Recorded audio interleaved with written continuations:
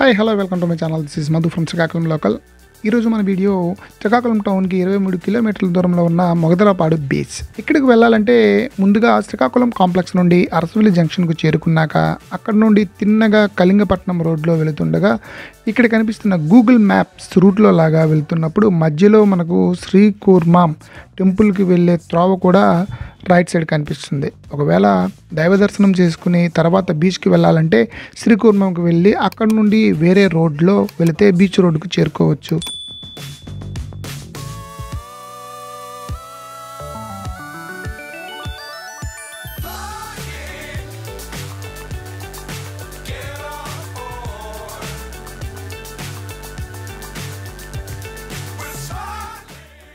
అలా కాకుండా ముందు బీచ్కి వెళ్ళాలంటే ఇప్పుడు చూపిస్తున్నట్లుగా తిన్నగా కొంత దూరం వెళితే అక్కడ తూలుగు అనే ఒక జంక్షన్ వస్తుంది.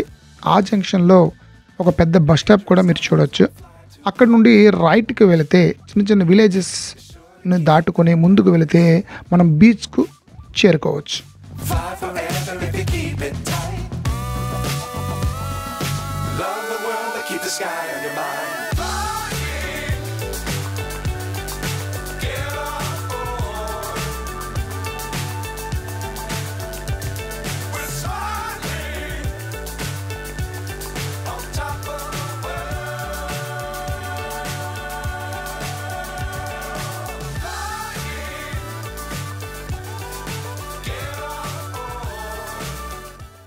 ఇలా వెళ్తూ ఉంటే ఇదేదో పెద్ద బిల్డింగ్ లాగా ఉందనుకుంటా. ఇదేంటో ఒకసారి చూద్దాం పదండి. ఇదేంటంటే ఇక్కడ వాళ్ళకి కనుక్కుంటే చెప్పారు, ఒకప్పుడు ఇక్కడ ట్రైమాక్స్ అనే కంపెనీ ఉండేదంట.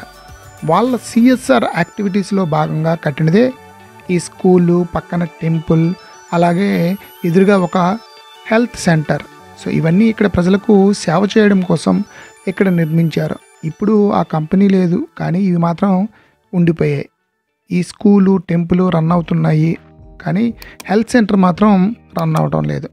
అప్పట్లో స్కూల్లో నార్మల్గా 300 రూపీస్ ఫీజు తీసుకొని రన్ చేసేవారంట. కంపెనీ ఆగిపోయిన తర్వాత దానిని నడపడానికి ఫీజును కొద్దిగా పెంచుతూ ఇప్పుడు 2000 రూపీస్ తీసుకుంటున్నారంట. ఓకే,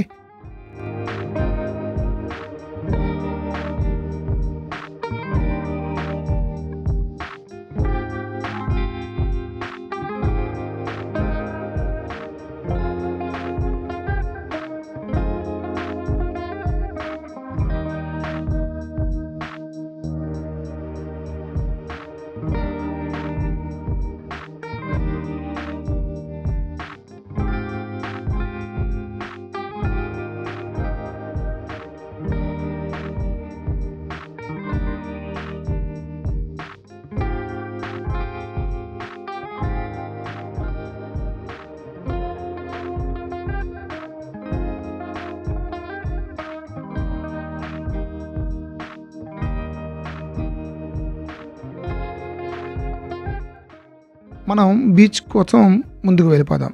సో ఇందాక చెప్పాను కదా, ఇక్కడ కనిపిస్తున్నదే ఆధారే.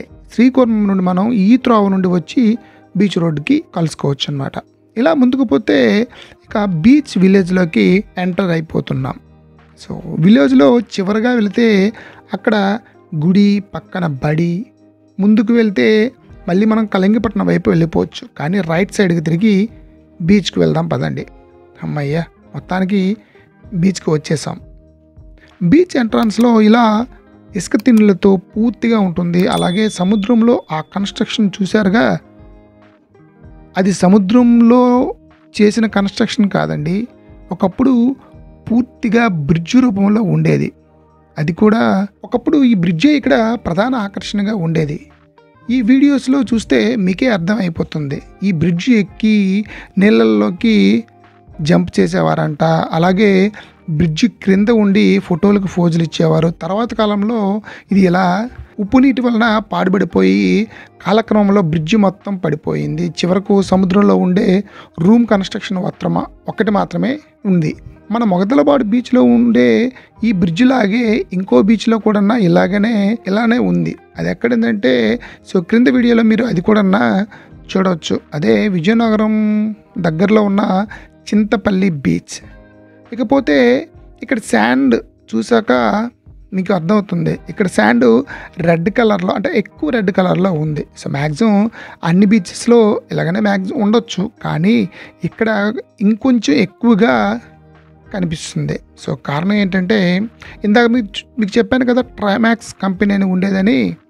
ఆ కంపెనీ వాళ్ళు వర్క్ ఏంటంటే ఇక్కడ ఉండే బీచ్‌లో అదే ఈ బీచ్ ప్లేసెస్‌లో ఉండే ఇసుకను తీసి అందులో కొన్ని మినరల్స్ అనేవి సెగ్రిగేట్ చేసి బయటకు తీసి రిమైనింగ్ వేస్ట్ శాండ్‌ని మళ్ళీ ఇక్కడే విడిచిపెట్టడం వల్ల ఇక్కడ ఉండే ఈ శాండ్ అనేది ఎక్కువగా రెడ్ కలర్‌లో మారిపోయిందంట. సో, ఇప్పుడైతే కంపెనీ అలాగా లేదు కాబట్టి వాళ్ళతో అలాగా యాక్టివిటీస్ కూడా లేవు కాబట్టి కాలక్రమంలో అలాగా మళ్ళీ నార్మల్‌గా ఇక్కడ ఉండే శాండ్ అనేది నార్మల్‌గా మారిపోతుంది. సో, ఎందుకంటే మార్నింగ్ టైం కదా! ఇక్కడ ఉండే ఈ బీచ్‌కి వచ్చే వాళ్ళంతా అంటే పిక్నిక్ లాగా వచ్చే వాళ్ళంతా చుట్టుప్రక్కల ఉండే ఈ తోటలలో చెట్ల కింద వాళ్ళ పిక్నిక్ ఎంజాయ్మెంట్ని చేస్తారు. కొద్దిగా ఆఫ్టర్నూన్ అయిన తర్వాత ఆఫ్టర్ లంచ్ ఈ సముద్రం బీచ్‌లోకి ఎంటర్ అవుతారు కాబట్టి ఈలోగా మనం అటువైపు వెళ్ళి అది షూట్ చేసుకొని వద్దాం. ఇక్కడ ఉండే రాక్స్ అన్నీ చాలా స్మూత్‌గా నాచు పట్టి ఉంటాయి. అంటే సముద్రం నీరు ఇంతవరకు వస్తుందన్నమాట. అలాగే ఒకసారి ఈ రాళ్ళు కూడా నీటిలో మునిగిపోతాయి అన్నమాట. అందుకే బహుశా ఇవి నాచుతో నిండిపోయి ఉన్నాయి. అలా మునిగిపోయినప్పుడు నీళ్ళలో ఉన్న కొన్ని నత్తల గుడ్లు వచ్చి ఈ రాయిని అంటుకొని పిల్లలుగా మారిన తర్వాత పెద్దవయ్యి తర్వాత మళ్ళీ నీళ్ళతో ఈ రాళ్ళు నీళ్ళలో మునిగిపోయేటప్పుడు అవి వెళ్ళి సముద్రంలో కలిసిపోతాయి. సో, కావాలంటే మీరే చూడండి. ఈ గుడ్లలో కొన్ని పగిలి అందులో నత్తలు కదులుతున్నాయి. తర్వాత మళ్ళీ ఈ రాళ్ళు ఆ నత్తలన్నీ సముద్రంలోకి వెళ్ళిపోయాగా ప్లెయిన్‌గా మారిపోతాయి. వెళ్ళిపోయిన తర్వాత మళ్ళీ ఇవి నాచుతో నిండిపోతాయి.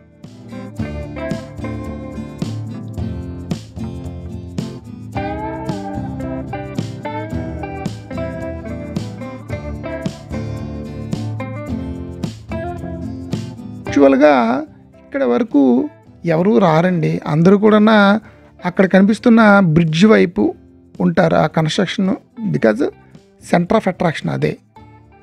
సో, మనం కూడా అక్కడికే వెళదాం పదండి. సో, వెళ్తున్న మధ్యలో ఇక్కడ ఉండే వాళ్ళు బోట్లు కూడా మీరు చూడవచ్చు. వాటిని ఉపయోగించి వీళ్ళు సముద్రంలోకి చేపల వేటకు వెళ్తుంటారట.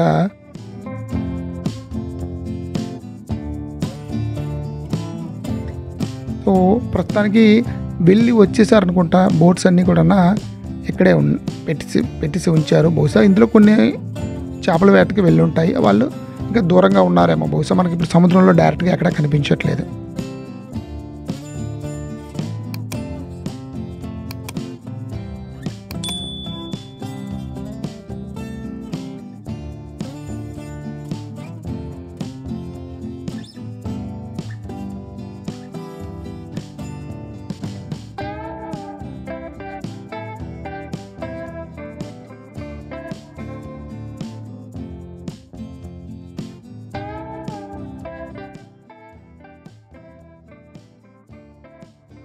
సో, మొత్తానికి జనమందరం ఉన్న ప్లేస్‌కి వచ్చేసాం. యాక్చువల్‌గా ఇక్కడ కనిపిస్తున్నది ఈ బ్రిడ్జు ఎందుకోసం కట్టారంటే ఇందాక మనం చూసాం కదా! బీచ్‌కు వస్తున్న త్రోవలో చాలా రొయ్యల చెరువులు ఉన్నాయి. వాటికి వాటర్ సప్లై చేయడానికి కట్టినదే ఈ పంప్ హౌస్. దీన్ని సాల్ట్ బ్రిడ్జ్ అని కూడా ఇక్కడ వాళ్ళు అంటుంటారట. ఒకప్పుడు ఈ బ్రిడ్జ్ మీద నుండే సముద్రం నీటిని పంప్ చేసేవారంట. ఆ చెరువుల్లో నీళ్ళను నింపేవారట. అది విరిగిపోయిన తర్వాత ఇప్పుడు ఎవరు బోర్వెల్స్ వాళ్ళ చెరువుల పక్కనే తవ్వించుకొని నీళ్ళని నింపుకుంటున్నారంట. ఏది ఏమైనా ఈ బ్రిడ్జే ఇక్కడ సెంటర్ ఆఫ్ అట్రాక్షన్.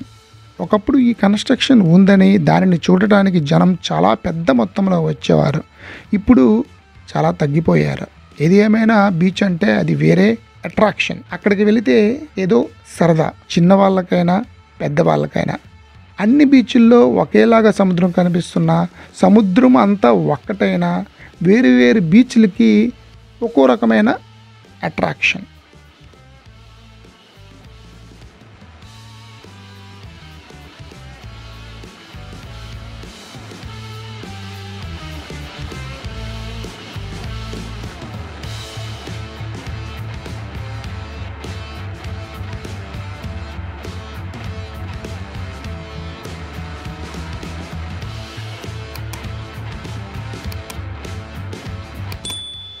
ఇలాంటి బ్రిడ్జెస్ ఓల్డ్ బ్రిడ్జెస్ అనేవి కొన్ని చోట్ల మాత్రమే ఉన్నాయి. అలాగనే ఇటువంటి బ్రిడ్జెస్ అనేవి అప్పట్లో సాల్ట్ బ్రిడ్జెస్ అని వాడేవాళ్ళు. సాల్ట్ కోసమని, అంటే సాల్ట్ వాటర్ని సముద్రం నుండి పంపింగ్ చేస్తూ సాల్ట్ ఇండస్ట్రీస్, అదే సాల్ట్ని తయారు చేస్తారు కదా, అలాంటి ప్లేసెస్లోకి, అలాగే రొయ్యలు పెంచే ప్లేసెస్లోకి యూజ్ చేసేవాళ్ళు. కానీ ఇప్పటికీ కూడా కొత్త కొత్త బ్రిడ్జెస్ అనేవి కన్స్ట్రక్షన్ చేస్తున్నారు.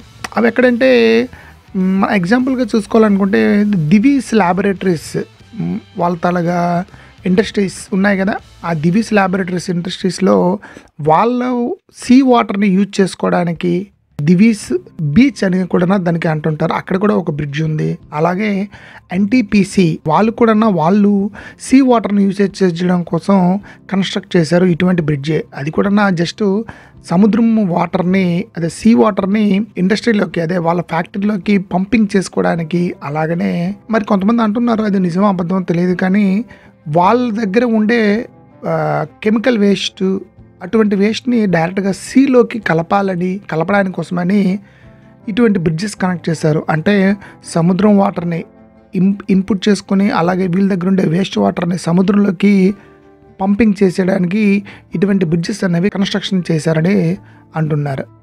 సో ఇక్కడ నేను ఒక చిన్న షార్ట్స్ని పెడతాను, లేదా లింక్స్ రూపంలో కూడా పెడతాను. ఆ లింక్స్ని, అదే ఆ షార్ట్ వీడియోస్ని ఓపెన్ చేసి చూడండి. ఆ ఎన్టీపీసీలో, దివీస్ ల్యాబొరేటరీస్లో ఏ విధంగా ఇటువంటి బ్రిడ్జెస్ కొత్తగా కన్స్ట్రక్షన్ చేశారు. ఓకే,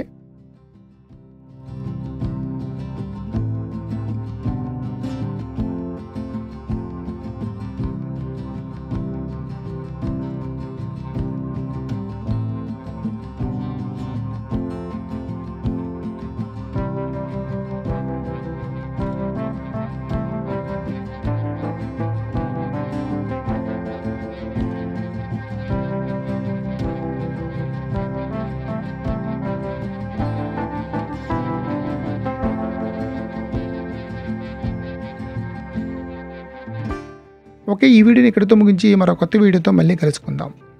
చివరిగా నాదొక చిన్న రిక్వెస్ట్, ప్లీజ్ వీడియోని లైక్ చేసి, షేర్ చేసి, కామెంట్ చేయండి. అప్పుడే మరికొంతమంది ప్రజలకు యూట్యూబ్ వాళ్ళు చూపించడం జరుగుతుంది. అలాగే ఛానల్ని ఇంతవరకు సబ్స్క్రైబ్ చేసుకోని వాళ్ళు ఉంటే ఇక్కడ కనిపిస్తున్న లోగోని క్లిక్ చేసి సబ్స్క్రైబ్ చేసుకొని బెల్ను ఆల్లో పెట్టి ఉంచండి. అప్పుడు నేను నెక్స్ట్ వీడియో చేస్తే మీకు నోటిఫికేషన్ రూపంలో వస్తుంది. ప్లీజ్ మరి చేస్తారుగా.